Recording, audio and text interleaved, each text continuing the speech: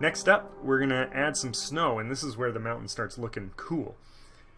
We are going to take our palette knife and we're just going to make a minor adjustment to it.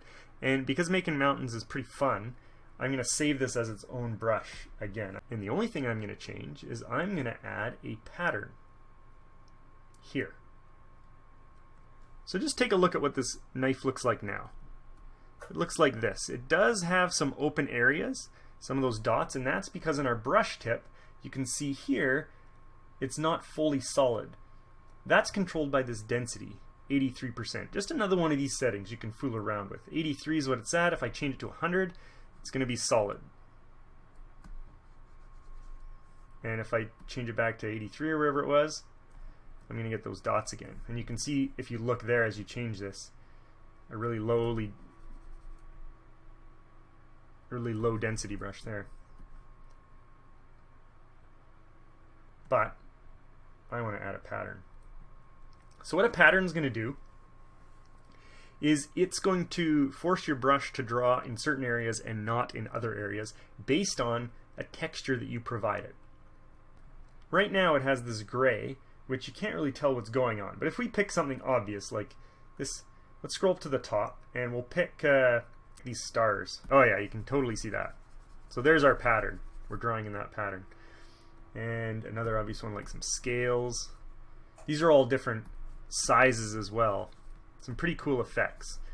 But we just want something to add a little bit of texture to mimic Bob Ross's shaky hand there when he scrapes along with his white to create the snow effect. And a nice one to do that is if you scroll up to the top, you're going to find two rocks, texture rock number 14 and number 15.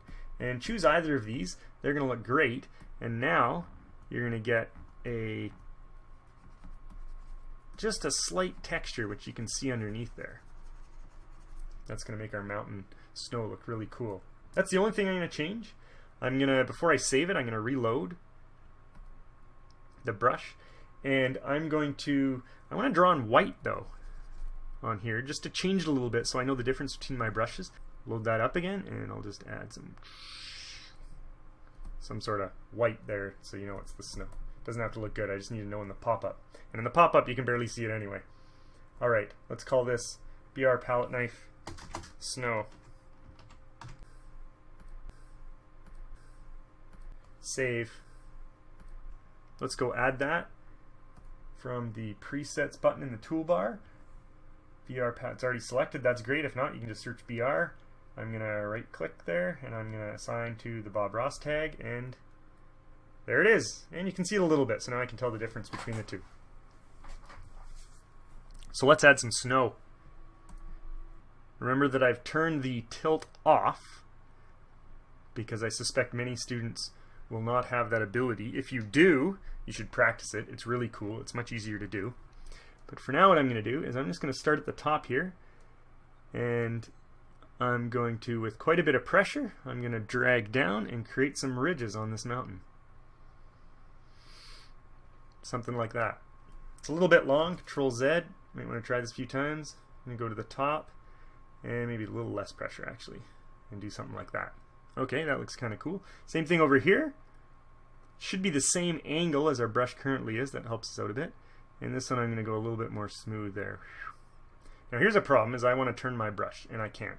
So here's a neat way of faking it.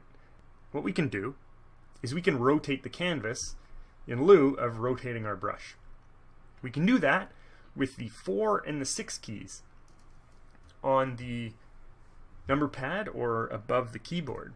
If I hit 4, I'm going to be rotating it 15 degrees left every time I hit it. And if I hit 6, it rotates to the right. Now me being left-handed, I got my pen in my left hand and my right hand on the number pad. That's pretty sweet. So now I'm going to rotate slightly and just fill some of this in with color. And here, just rotating back and forth here. Remember, I don't want to lose my sharp top edge, and just adding some of this texture in. And now I can smooth this out. There we go. Nice. And this one's a bit sharp here, so let's add some ridginess to it. And here we can fill this in with color. You can just kind of draw in here. It's going to look good. We're going to smooth that out.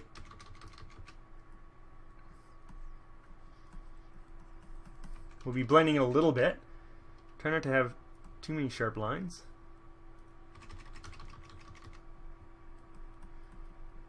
If you want more of a snow field in a section, you can just fill that in. Whoop.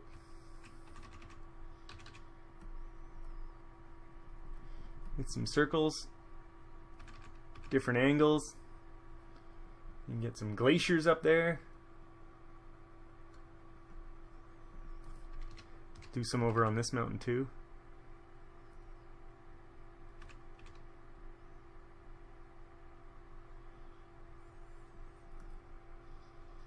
Alright, that looks pretty cool, eh?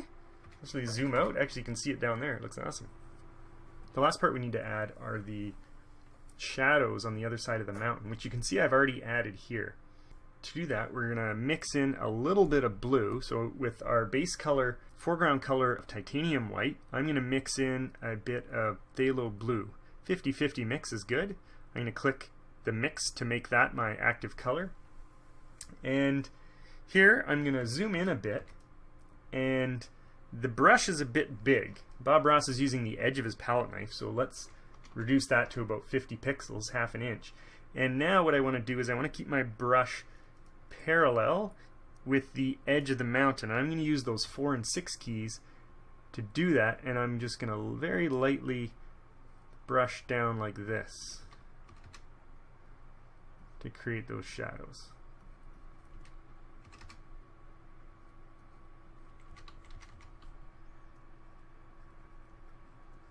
We get that cool texture that's making it look pretty good. Just going to add a little bit down there. This part can be blurred in slightly here. Okay. And that looks good.